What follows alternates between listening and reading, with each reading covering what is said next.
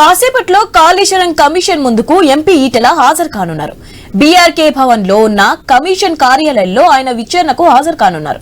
కాళేశ్వరం బ్యారేజీల నిర్మాణం జరుగుతున్న సమయంలో ఆర్థిక శాఖ మంత్రిగా ఉన్న ఈటెల రాజేందర్ కీలక కమిటీల్లో సభ్యుడిగా ఉన్నారు. ఈ నేపథ్యంలో అప్పటి ప్రభుత్వ నిర్ణయాలపై కమిషన్ ఆరా తీయనుంది. ఈ మేరకు ఇప్పటికే సంబంధిత ప్రశ్నావళిని సిద్ధం చేసినట్టు తెలుస్తోంది. ఇప్పటికే కమిషన్ విచారణ తుది అంశానికి చేరుకుంది. ఈటెల రాజేందర్ విచారణ అనంతరం 9న మాజీ మంత్రి హరీష్ రావు, 11న మాజీ సీఎం కేసీఆర్ ను కమిషన్ ప్రశ్నించనుంది.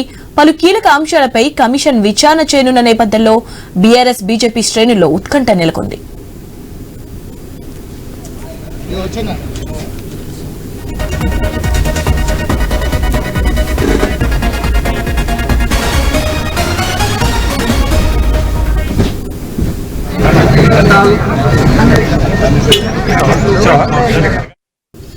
కాసేపట్లో కాళేశ్వరం కమిషన్ ముందుకు ఎంపీ ఈటెల హాజరు కానున్నారు.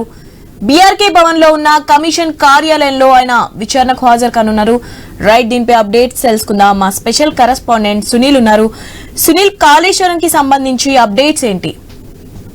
కాళేశ్వరం ప్రాజెక్ట్ లో భాగంగా నిర్మించినటువంటి మేడిగడ్డ, అన్నారం, సుందిల్లా బ్యారేజ్ లో చోటు చేసుకున్నటువంటి అవకతవకలు కావచ్చు, అదేవిధంగా నిర్మాణ లోపాలపై పీసీ ఘోష్ కమిషన్ విచారణ చేపడుతుంది. ఇప్పటికీ కమిషన్ ఇరిగేషన్ అధికారులతో పాటు అప్పట్లో ఉన్నటువంటి ఉన్నతాధికారులను కూడా విచారించారు. ఇక అప్పట్లో ఆర్థిక మంత్రిగా ఉన్నటువంటి ఈటెల రాజేందర్ తో పాటు ఇరిగేషన్ మంత్రిగా ఉన్నటువంటి హరీష్ రావు, అప్పటి సీఎం కేసీఆర్ కి కూడా నోటీసులు జారీ చేశారు. ఈ రోజు కాళేశ్వరం కమిషన్ ముందు హాజరు కాబోతున్నారు ఈటెల రాజేందర్. అని ఇప్పటికే తన నివాసం నుంచి బయలుదేరారు. మరి కాసేపట్లో బీఆర్కే భవన్ చేరుకొని కమిషన్ ముందు హాజరై తన వివరణ ఇవ్వబోతున్నారు. కమిషన్ ఏమడుగుతుంది రాజేందర్ ఈటెలను అనేది ఇప్పుడు ఉత్కంఠగా ఉంది అని చెప్పేసి చెప్పుకోవాలి. ఇక క్షేత్రస్థాయిలో పనిచేసినటువంటి ఈ అధికారులను నుంచి మొదలుకొని ఉన్నతాధికారుల వరకు కమిషన్ తన అధికారుల నుంచి వివరణ తీసుకుంది. వాళ్ళు ఇచ్చినటువంటి సమాచారం మేరకే అప్పట్లో మంత్రులుగా ఉన్నటువంటి హరీష్ రావు కావచ్చు, అదేవిధంగా ఈటెల రాజేందర్ అప్పటి సీఎం కేసీఆర్ కి నోటీసులు అయితే జారీ చేశారు. ఇక ఈ ముగ్గురిని విచారించిన తర్వాత దాదాపుగా కాళేశ్వరం కమిషన్ విచారణ దాదాపుగా పూర్తి కావచ్చిందనే చెప్పాలి.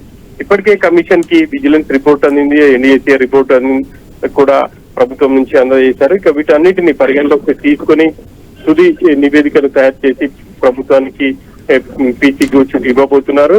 మరి ఈ రోజు కమిషన్ ఈటెల రాజేందర్ ను ఏ అంశాలపై ప్రధానంగా ప్రశ్నించబోతున్నారు అనేది ఇప్పుడు ఆసక్తిగా మారిందని చెప్పాలి. ఆయన ఆ సమయంలో ఆర్థిక శాఖ మంత్రిగా ఉన్నారు.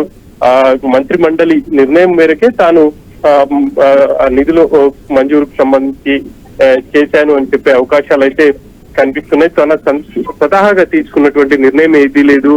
అప్పట్లో కేబినెట్ అంతా కలిసి తీసుకున్నటువంటి నిర్ణయమే. ఆ మేరకే ముందుకు వెళ్ళాం. ఆ తర్వాత కాళేశ్వరం సంబంధించి కార్పొరేషన్ ఏర్పాటు చేశారు. నిధులు చెల్లింపు అంతా కూడా ఆ కార్పొరేషన్ నుంచే జరిగిందన్న వివరణ ఇచ్చే అవకాశాలు అయితే కనిపిస్తా ఉన్నాయి. ఇక ఈ నెల 9వ తేదీన హరీష్ రావు కూడా కమిషన్ ముందు హాజరయ్యే అవకాశం ఉంది. 11వ తేదీన కేసీఆర్ హాజరవుతారా లేదా తన తరఫున న్యాయవాదిని పంపించి వివరణ ఇచ్చే ప్రయత్నం చేస్తారా అఫిడవిట్ రూపంలో అనేది చూడాలి. మొత్తం మీద చూస్తే కాళేశ్వరం కమిషన్ సంబంధించి ఇప్పటి వరకు దాదాపుగా ఇటు అధికారులతో పాటు నిర్మాణ సంస్థలను, కాంట్రాక్ట్ దారులను కూడా విచారించింది. వాళ్ళ స్టేట్మెంట్ ని రికార్డ్ చేసింది. ఆ తర్వాత తుది నివేదిక తయారు చేసి ప్రభుత్వానికి అందించే అవకాశం ఉంది.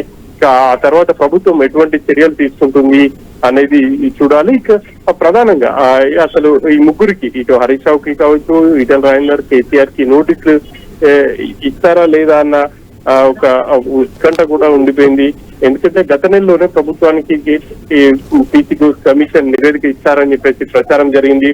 కానీ కమిషన్ పదవి అంటే గడువు ముగిసే చివరి రోజు రాత్రి మళ్ళీ ప్రభుత్వం 2 నెలలు గడువు పెంచింది. ఆ తర్వాత వెరీ నెక్స్ట్ డేనే ఈ ముగ్గురికి షోకాజ్ నోటీసులు ఇచ్చింది. వివరణ ఇవ్వాలి అని చెప్పేసి నోటీసుల్లో కూడా పేర్కొనడంతో ఈ రోజు ఈటల రాజేందర్ కమిషన్ ముందు హాజరై తన వివరణ ఇవ్వబోతున్నారు. ఇక ఈటల రాజేందర్ మరి ఎటువంటి వివరణ ఇస్తారు అనేది చూడాలి. ఎందుకనంటే బీజేపీ నేతలే ప్రధానంగా కాళేశ్వరంపై చాలా తీవ్ర స్థాయిలో ఆరోపణలు చేశారు.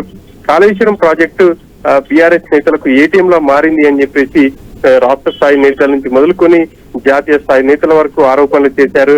మరి ఆ ఆరోపణలకు ఊతమిచ్చేలా మరి ఈటల రాజేందర్ స్టేట్మెంట్ ఉంటుందా, లేకపోతే తాను అప్పట్లో ఆర్థిక శాఖ మంత్రిగా ఉన్నాను, తన సమయంలో కాళేశ్వరం ప్రాజెక్టుకు సంబంధించినటువంటి చెల్లింపులకు సంబంధించే వరకే పరిమితమైదారా, విమర్శలకు చోటిచ్చే విధంగా ఏమైనా ఆస్కారం ఉంటుందా అనేది చూడాల్సినటువంటి అంశం. ఇక ఈటల రాజేందర్ ఆర్థిక శాఖ మంత్రిగా ఉన్నప్పుడు కాళేశ్వరం ప్రాజెక్టు లో భాగంగా జరిగినటువంటి పనులకు చెల్లింపులు కూడా చాలా తక్కువగా జరిగాయి. ప్రధానంగా ప్రభుత్వం కాళేశ్వరం కార్పొరేషన్ ఏర్పాటు చేసింది. ఆ తర్వాత కొద్ది రోజులకు ఆ కార్పొరేషన్ నుంచే పూర్తి స్థాయి నిధుల చెల్లింపు జరిగింది అనేది ఈటల రాజేందర్ నుంచి వస్తున్నటువంటి సమాచారం. మరి ఆ మేరకు ఈటల రాజేందర్ కమిషన్ కూడా వివరించే అవకాశాలైతే కనిపిస్తున్నాయి. Shivani. Right, thanks for update Sunil.